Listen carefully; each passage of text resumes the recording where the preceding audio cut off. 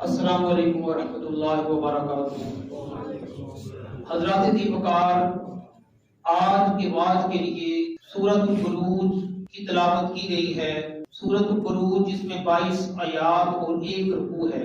پچھلی جو سورت گزری ہے اور اس کے جو بعد آنے والی سورت ہے، یہ چند صورتوں کو دیکھا جائے تو پہلی آیت میں اللہ تعالیٰ نے آسمان دنیا کا ذکر فرمایا۔ تو اللہ وحدہ لا شریک سورۃ البروج آیت نمبر 1 میں ارشاد فرماتا ہے والسماء ذات البروج، اللہ تعالیٰ نے قسم فرمائی ہے آسمان کی جس کے اندر برج ہیں۔ سورج اور چاند ایک مدار میں حرکت کرتے ہیں، اس کا ذکر خیر اللہ وحدہ لا شریک نے اس آیت میں بھی فرمایا۔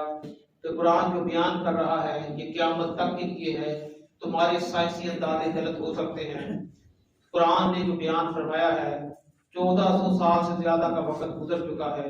آج بھی سائنسدان تحقیق سے پہلے قرآن کو دیکھتے ہیں، قرآن کے اندر اس کا کیا ذکر کیا گیا ہے۔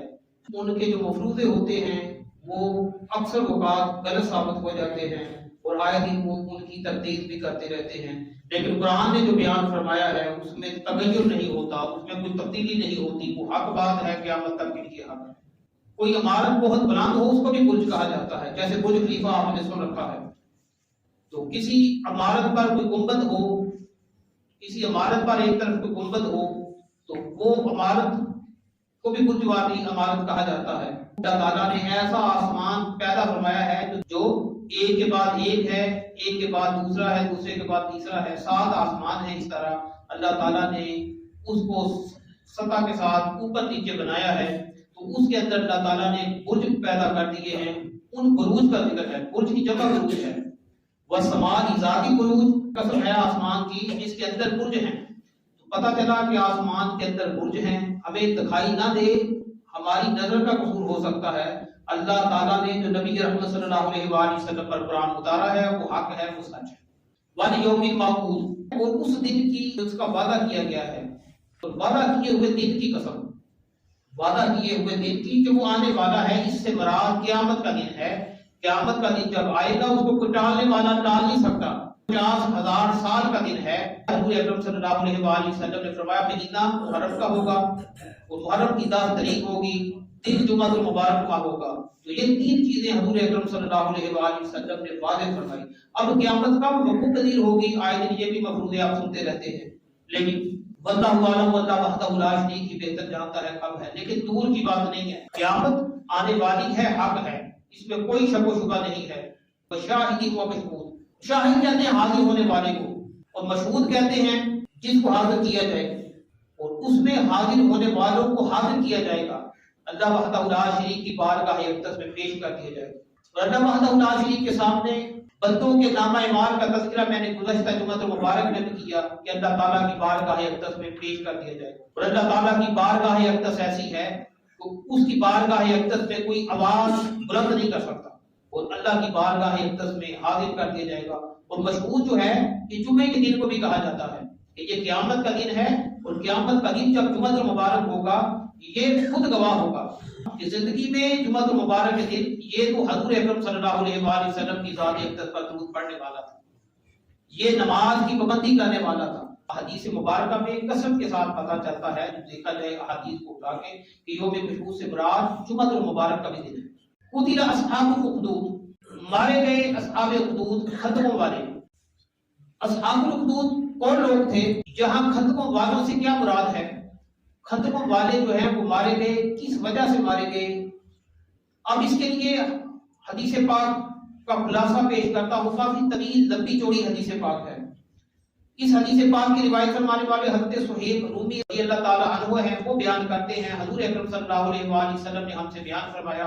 اس حدیث کو امام مسلم نے صحیح مسلم میں ذکر فرمایا۔ نجران یمن کے شمال میں ایک شہر، اس کا بادشاہ تھا، اس کا ایک جادوگر تھا۔ جب وہ جادوگر بوڑھا ہو جاتا ہے، اس بوڑھے جادوگر نے کہا ہے بادشاہ سلامت، ایک لڑکا میرے پاس بھیج دیا کرے تاکہ میں بوڑھا ہو چکا ہوں، زندگی کا کوئی اعتبار نہیں ہے، تاکہ میں اسے جادو کی تعلیم دوں، جادو سکھا سکوں، اس لیے ایک لڑکا میرے پاس بھیج دیا کرے۔ تو بادشاہ سلامت نے ایک لڑکے کو دیکھا، اس کی ڈیوٹی لگائی کہ تو نے جایا کرنا ہے اور جادو سیکھنا ہے۔ جب وہ بچہ ساحل کے پاس جادوگر کے پاس جاتا تو راستے میں اسے ایک راہب نظر آتا تو وہ راہب کے پاس بیٹھ جاتا، ساحل کو چھوڑ دیتا۔ جادوگر پوچھتا، ساحل پوچھتا کیا کرتے ہو، میرے پاس نہیں آتے؟ تو کبھی کہہ دیتا، ڈال مٹول کر دیتا، کبھی ادھر کی بات کبھی ادھر کی بات۔ تو ایک دن ایسا ہوا کہ وہ لڑکا راستے میں جا رہا تھا کہ دیکھا کہ ایک درندہ ہے، اس نے راستہ بند کر رکھا ہے، لوگوں کو گزرنے نہیں دے رہا۔ تو اس نے ایک پتھر اٹھایا کہ آج امتحان لیتا ہوں، راہب حق پہ ہے یا صاحب حق پہ ہے۔ تو اس نے کہا، اے باری تعالیٰ، میں تجھ پر ایمان لایا ہوں، تیرے اوپر میرا ایمان کامل ہے، اگر راہب جو ہے وہ صاحب سے زیادہ اچھا ہے، حق پر ہے، تو اس پتھر سے اس جانور کو ہلاک کر دے۔ اس نے پتھر اٹھایا، یوں مارا، وہ جانور جو ہے وہ اس کا خاتمہ ہو گیا، وہ جانور مر گیا۔ تو لوگ آسانی کے ساتھ وہاں سے گزرنے لگے۔ آخر اس نے جا کے راہب کو یہ بتلایا کہ آج یہ معاملہ ہوا۔ تو اس نے کہا، تم تو شاید مجھ سے بھی افضل والا بن گئے ہو، مجھ سے بھی افضل تمہارا مقام ہے، ان قریب بادشاہ تمہیں پکڑے گا اور میرا بھی کہے گا کہ کس کے پاس جاتے ہو۔ تو یہ بھی بتلا دیا راہب نے۔ تو پھر وہ وقت بھی آتا ہے تو بادشاہ سلامت نے دیکھا کہ یہ لڑکا بیمار اس کے پاس لائے جاتے ہیں، تو یہ ان کو تندرست کر دیتا ہے۔ جب اس لڑکے سے پوچھا گیا کیا کرتے ہو، فرمایا میں تو کچھ نہیں کرتا، میرا رب کرتا ہے، میں صحیح کرنے والا نہیں ہوں، میں کون ہوتا ہوں، میرا رب ایسا کر دیتا ہے۔ طرح طرح کے بیمار اس کے پاس لائے جاتے، وہ تندرست ہو کے چلے جاتے۔ تو بادشاہ سلامت نے ایک دن کہا کہ اس لڑکے کو دیکھا جائے، نیا جو دین ہے اس کی باتیں کرنا شروع کر دی ہے، رب کا تذکرہ کرنے والا ہے۔ تو اس نے اس بچے کو گرفتار کروایا اور کہا کہ اس دین کو ترک کر دو۔ اس نے کہا کہ رب پر ایمان میرا کامل ہے، میں ایسے کیسے ترک کر سکتا ہوں۔ یہ زمانہ فطرت کا واقعہ ہے۔ حضرت عیسیٰ علیہ السلام دنیا سے تشریف لے گئے، حضور اکرم صلی اللہ علیہ وآلہ وسلم دنیا میں تشریف نہیں لائے، تو درمیان میں یہ واقعہ ہوا جس کا تذکرہ حضور اکرم صلی اللہ علیہ وآلہ وسلم نے بیان فرمایا۔ تو بادشاہ ظالم تھا، ظلم کرنے والا تھا، تو وہ چاہتا تھا میرا مطیع و فرما بردار ہو جائے۔ لڑکے نے انکار کر دیا کہ نہیں، میں تو اس رب کو ماننے والا ہوں۔ تو اس نے کہا بچے کو لے جایا جائے، پہاڑ کے اوپر سے جا کر اس کو پھینک دو۔ اللہ کی کرنی، جتنے گئے تھے وہ سارے کے سارے ہلاک ہو جاتے ہیں۔ یہ پھر بادشاہ سلامت کے پاس لڑکا حاضر ہو جاتا ہے اور سارا منظر بیان کر دیا۔ پھر اس نے کہا کہ کشتی میں سوار کرو، جب گہرائی میں جائے تو اس لڑکے کو اٹھا کر پھینک دو۔ یہ چال میں ناکام ہو جاتی ہے، کشتی اٹھ جاتی ہے، سارے ہلاک ہو جاتے ہیں، یہ باہر آ جاتا ہے۔ یہ لڑکا اللہ تعالیٰ کے حکم سے باہر آ جاتا ہے۔ تو اس نے کہا اگر تم مجھے مارنا چاہتے ہو تو ایک عمل ہے وہ کر لو، اس کے علاوہ تم مجھے نہیں مار سکتے۔ بادشاہ نے کہا وہ کیا ہے؟ لڑکے نے کہا کہ ایک میدان میں سب لوگوں کو جمع کرو، مجھے سولی پہ لٹکا دو، درخت پہ لٹکا دو اور میرے ترکش سے ایک تیر نکالو، اور وہ تیر چلانے سے پہلے یہ کہو کہ جو اس کا رب ہے اس کے حکم سے یہ لڑکا ہلاک ہو۔ تو جب بادشاہ سلامت نے ایسا کروایا تو وہ لڑکے کے یہاں کٹپٹی پہ آ کے تیر لگتا ہے اور وہ ہلاک ہو جاتا ہے، اور یہاں ہاتھ رکھتا ہے، اس کی روح آفرین کے حوالے ہو جاتی ہے۔ جب لوگوں نے اس منظر کو دیکھا کہ یہ تو مرنے والا نہیں تھا، بادشاہ نے بڑے پاپڑ بھیجے لیکن یہ بچ گیا، تو سب نے یک زبان کہا ہم اس رب پر ایمان لے آئے، ہم اس لڑکے کے رب پر ایمان لے آئے، ہم اس لڑکے کے رب پر ایمان لے آئے۔ جب بادشاہ نے یہ دیکھا تو اس نے کہا گلیوں کے دوراہوں پر خندقیں کھودی جائیں، تو خندقیں کھود کر سب سے کہا آگ پسند ہے یا دین سے منہ موڑ لو۔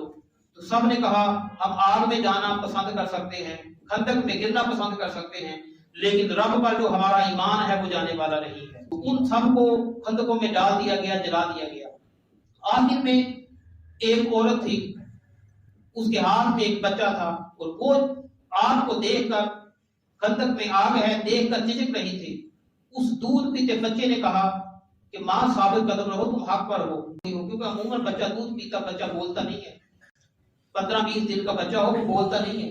اس نے کہا ماں تم حق پر ہو، کیوں چچکتی ہو، اپنے آپ کو آگ کے حوالے کر دو۔ ایمان کی کسوٹی ہوتی ہے جس کو عموماً کسوٹی کہا جاتا ہے، تو یہ سارے کے سارے ایمان کی کسوٹی پر پورے اترتے ہیں اور اپنی جان جانے آفرین کے حوالے کر دیتے ہیں، دین سے منہ نہیں موڑتے۔ اور اسی کو ہم سلطان رحمت اللہ تعالیٰ نے بیان فرماتے ہیں، کیتی جان حوالے رب دے، ایسا ایسا کرم کمایا،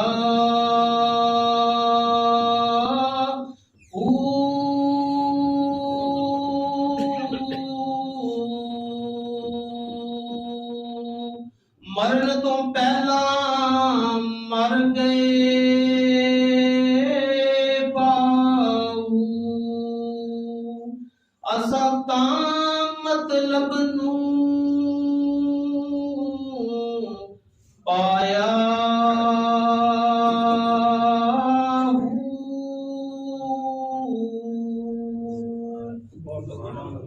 جب کوئی دیکھ لیتا ہے کہ ایمان کے اندر حلاوت ہے تو وہ جان دے دیتا ہے، جان آفرین کے حوالے کر دیتا ہے، اپنے دین سے منہ نہیں کوڑا کرتا۔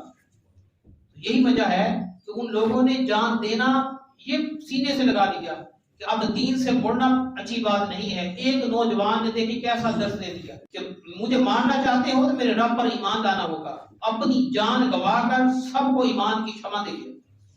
وہ سارے کے سارے ایمان کی حالت میں ان کا خاتمہ ہوا، اور جب وہ قیامت کے دن اٹھیں گے تو حق پر ہوں گے، ثابت قدمی پہ ہوں گے۔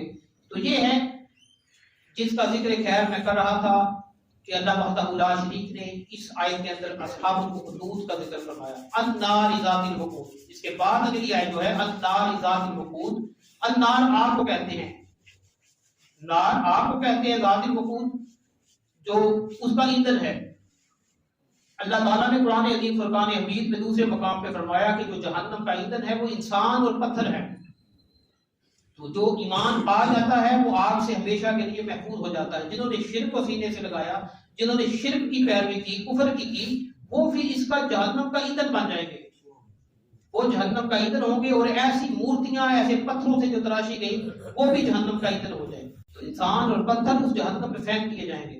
انسان کفر کی وجہ سے، پتھر اس لیے کہ جن کی وہ پوجا کیا کرتے تھے، جن کو تراشا کرتے تھے، یہ ان کی تذلیل کے لیے ہوگا کہ تم چاہتے تھے کہ یہ قیامت کے دن تمہیں بچا دیں گے، دیکھو یہ بھی تمہارے ساتھ پھینک دیے گئے، تو یہ فقط تذلیل کے لیے ہوگا۔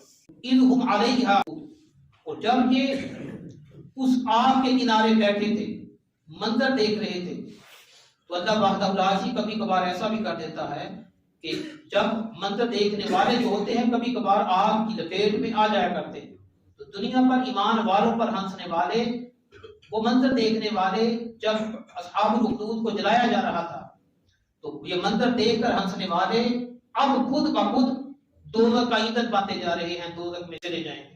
اور اللہ وحدہ لا شریک جسے چاہے گا بخش دے گا، کیونکہ اللہ وحدہ لا شریک بخشنے پر قادر ہے۔